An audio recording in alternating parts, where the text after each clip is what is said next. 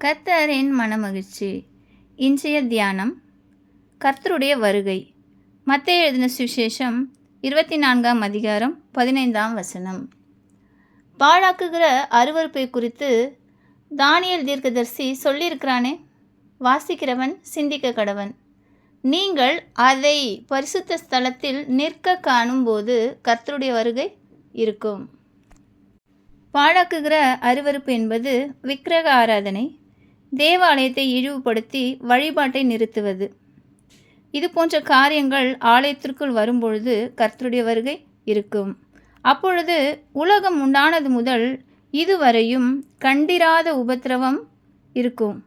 இனிமேலும் இது போன்ற உபத்திரவங்கள் சம்பவிக்காது.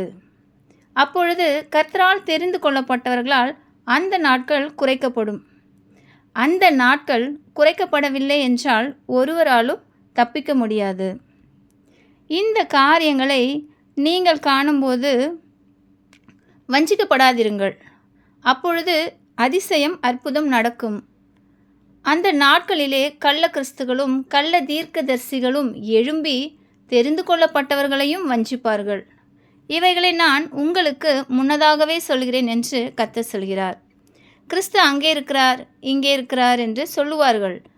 ஆனால் நீங்கள் நம்பாதிருங்கள், புறப்படாதிருங்கள். மனுஷகுமாரனின் அடையாளம் வானத்தில் காணப்படும். தெரிந்து கொள்ளப்பட்டவர்கள் முதலாவது கூட்டி சேர்க்கப்படுவார்கள். ஆமென். கர்த்தர் நம்மை ஆசீர்வதிப்பாராக.